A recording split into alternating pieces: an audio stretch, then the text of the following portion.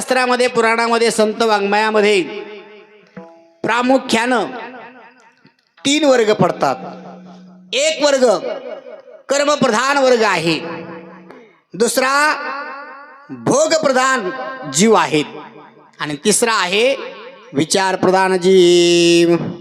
या मृत्यू लोकामध्ये 84 लाख जीव राहतात. किती किती किती किती जिजामाता कॉलनी किती 84 लाख जीव राहतात.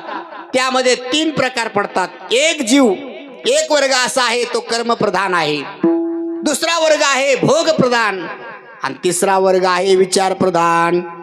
सुभाषितच आहे महाराजी, कर्मप्रधानम साधु जीवनम तु भोगप्रधानम पशुजीवनम तु विचारप्रधानम नरजीवनम तु यस्मिन् प्राधान्यम तत्तदेव कुर्यात. पहिला वर्ग कर्मप्रधान. कर्मप्रधान जीवन कोणाचं विचार केला तर कर्मप्रधान जीवन हे साधूचं आहे.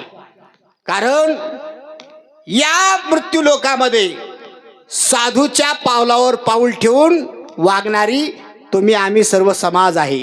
नवे नवे अशी म्हण आहे महाराज. कशी? शाळेतील मुलं कोणाकडे पाहून वागत असतात? शाळेतील मुलं गुरुजीकडे पाहून वागत असतात.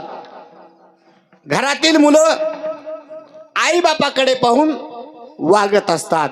तसा हा समाज हा साधूकडे पाहून वागत असतो. घरातील मुलं आई बापाकडे पाहून वागत असतात. महाराज काही पवार महाराज आमच्याकडे माता माऊल्या येतात, म्हणतात महाराज आमचं पोरग लय गैराट झालं. मी म्हणत असतो गैराट नाही, सैराटचा परिणाम आहे म्हणून गैराट झालं. कारण घरातील मुलं आई बापाकडे पाहून वागत असतात. आई बापच जर शोले पाहत बसले तर मुलं गब्बर सिंग व्हायला वेळ लागत नाही. म्हणून मुलांनी चांगलं वागावं, चांगलं बोलावं, याकरता घरातील आई बापांनी चांगलं वागलं पाहिजे, चांगलं बोललं पाहिजे. म्हणून घरातील मुलं आई बापाकडे पाहून वागत असतात. शाळेतील मुलं गुरुजीकडे पाहून वागत असतात. गुरुजी कसं राहतात, गुरुजी कसं बोलतात, गुरुजी कसं शिकवतात, याकडे त्यांचं सर्व लक्ष असतं.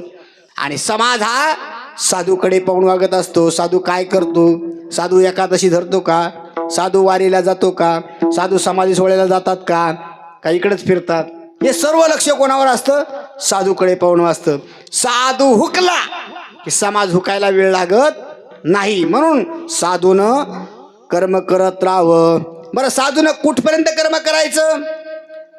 साधूनं कर्म कुठपर्यंत करायचं? वास्तविक पाहता साधूला कर्म करायची गरज नाही. गिरी बाबा बाळू महाराज, साधूला कर्म करायची गरज नाही. साधूला एकादशी धरायची गरज नाही.